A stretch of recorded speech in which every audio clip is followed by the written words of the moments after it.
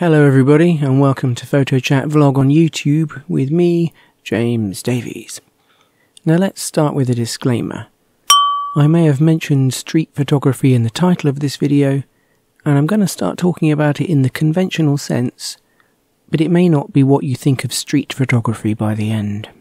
Hence the "not really" in the title.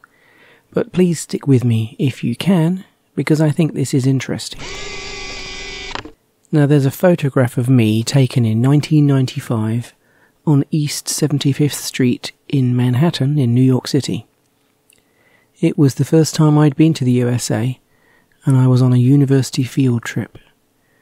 Since I was studying fine art, our field trip had no agenda other than to soak up the culture of the city and to go to as many galleries as possible. It was on this trip that I started to do something that I had never really done before, but I have done a lot of since.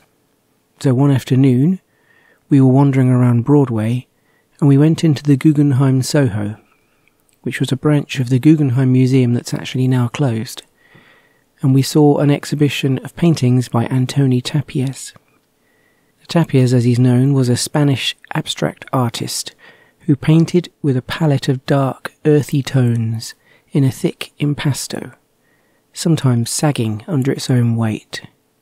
He would shunt slabs of colour next to each other and bisect them with scratch marks, daubs and smears. It was the first time I'd seen his work, and it was somewhere between sculpture and painting, and I thought it was really cool.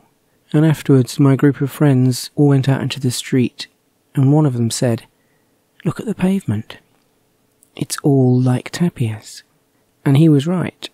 You see, it's easy to think of the pavement as a single surface, the safe bit of the street instead of the road. But it's very often an uneven, scarred document of engineering, roadworks and utilities. And it was at that point on that I started looking down, searching for Tàpies in the tarmac.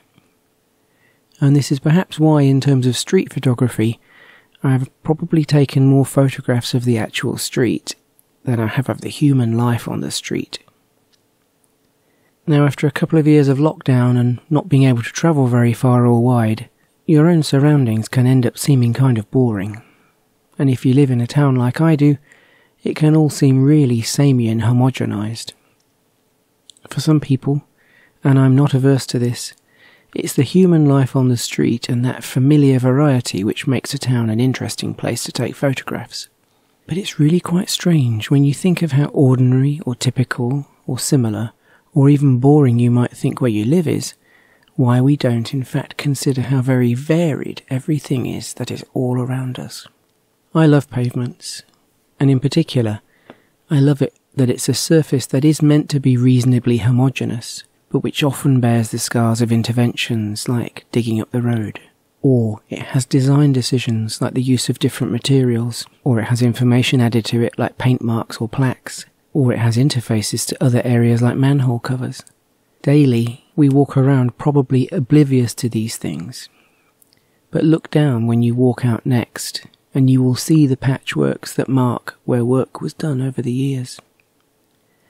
Imagine if just a small square of this were an abstract painting hanging on a gallery wall. How much might it be sold for? And how much would we stand there and debate what the artist's intent must have been to put that line there, and that one over there? Endless art could be beneath your feet. And even if you can't creatively imagine the pavement as an abstract artwork, the pavements, the place outside our houses where it's safe to walk, it tells stories of the past, and it hides the ever-changing activity of the networks that keep us alive. Because under the pavements, at least where I live, are the pipes for gas that heats my home, and the water mains that brings clean water to my house, and the drains that take the dirty water away.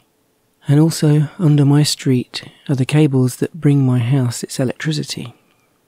In some countries they're strung up in the air on poles, but where I am, they're under the ground.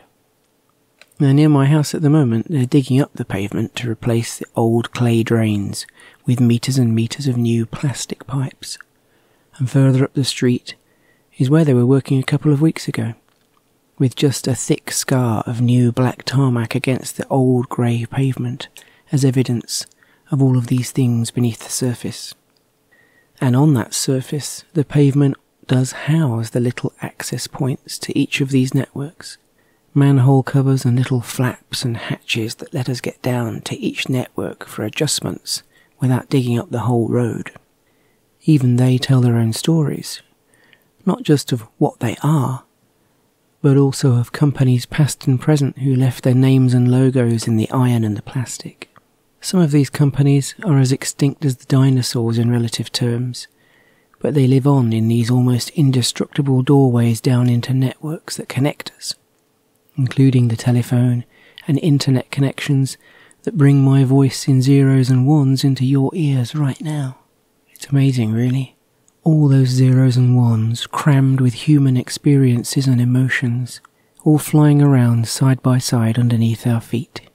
Some of them are glitchy and noisy, and when they're poured out of a small screen and shrill headphones, sometimes they can be more tiring than reviving. But it's how we stay in touch today, and how we try to connect.